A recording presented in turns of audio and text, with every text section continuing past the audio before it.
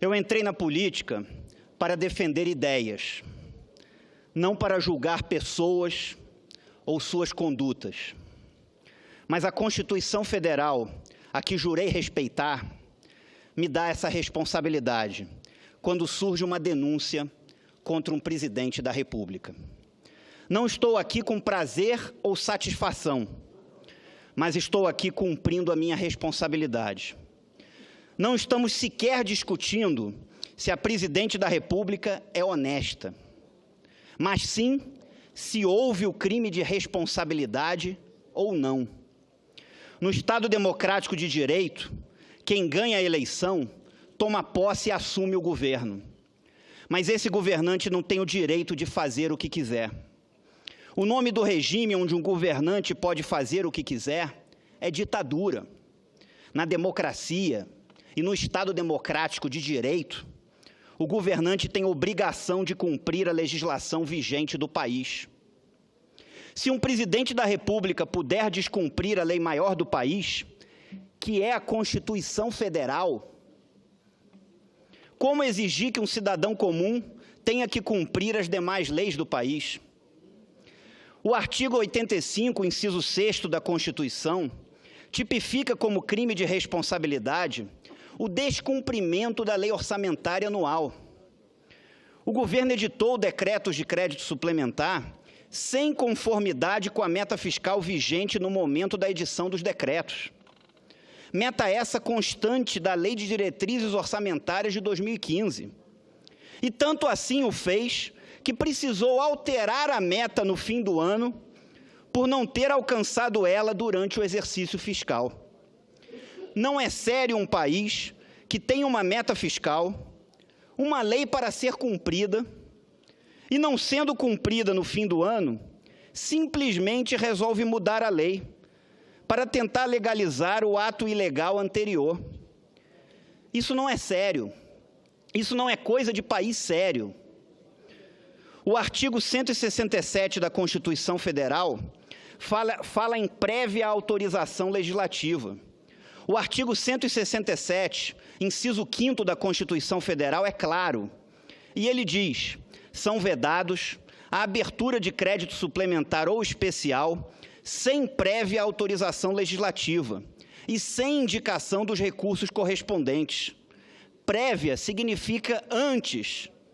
Precisa ter autorização legislativa antes do fato, não depois do fato. Precisa ter autorização legislativa antes do fato. O orçamento público data de 1215 na Inglaterra. O rei gastava demais e alguém tinha que dar um freio nos gastos do rei.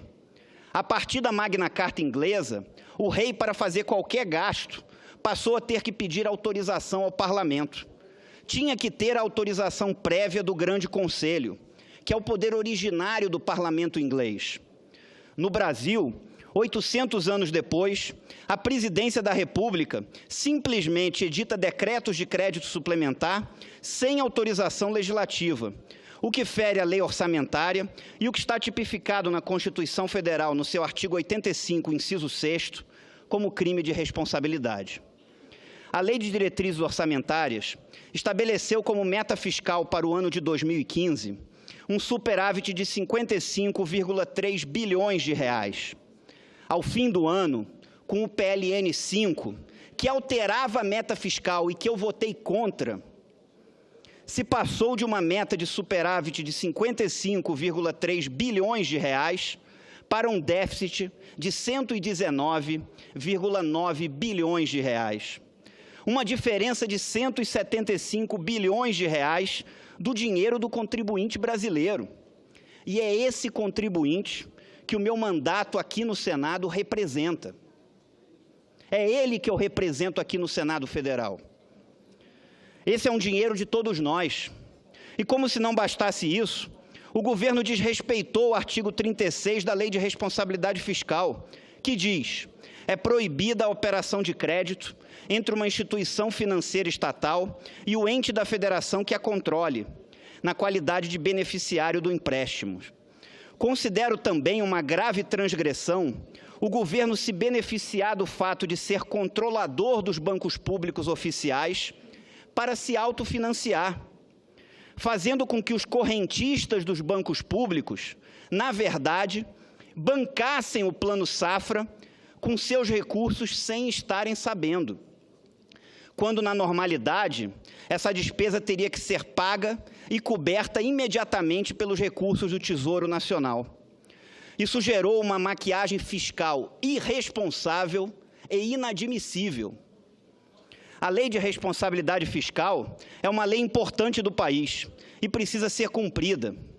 Um governo não pode gastar mais do que arrecada. Isso, para mim, é princípio. Quando se gasta mais do que se arrecada, quem paga essa conta em um ponto futuro é o contribuinte brasileiro, com aumento de impostos. Senhor presidente, e isso só falando do que está nos autos do processo, sem discutir o que não está no processo. Eu queria estar aqui debatendo o futuro do país, discutindo uma reforma do Estado. O Estado brasileiro hoje, ele está dominado pelas máquinas dos partidos políticos. Parece que ele não existe para servir o contribuinte e devolver serviços públicos de qualidade a este. Parece que ele existe para a construção e perpetuação de máquinas políticas. Parece que a razão de existir do Estado é essa. O Brasil precisa discutir uma reforma do Estado que introduza meritocracia no serviço público, que introduza um sistema de metas e resultados. Precisamos discutir uma ampla e profunda reforma política. Protocolei aqui 9 PECs no início do meu mandato para isso, que mudariam o nosso sistema político.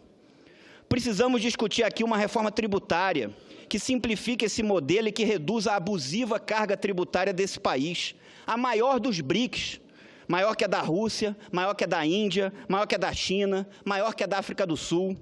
Não posso acreditar que esses países todos consigam dar conta de suas responsabilidades, com uma carga tributária menor que a brasileira, e o Brasil não consiga. E alguns aqui ainda pensem e querem aumento de impostos. Gostaria de estar discutindo essas reformas. Coitado do contribuinte brasileiro. Gostaria de estar discutindo isso aqui, essas reformas. Mas estou cumprindo aqui a minha responsabilidade. Ouvi muito falar aqui em golpe. Golpe é governar desrespeitando a Constituição Federal, a lei maior do país. É maquiar as contas públicas. É ganhar eleições falseando a realidade para a população. Golpe é prometer o céu numa campanha eleitoral e depois entregar um país com 11 milhões e 600 mil desempregados e uma inflação de 2 dígitos de mais de 10% ao ano. Isso sim é golpe. Golpe contra a sociedade brasileira. Diante disso, senhor presidente, com os argumentos que expus aqui, em face do descumprimento formal da Lei de Responsabilidade Fiscal, da Lei Orçamentária Anual e da Constituição Federal, meu voto é favorável ao impedimento, é favorável ao impeachment.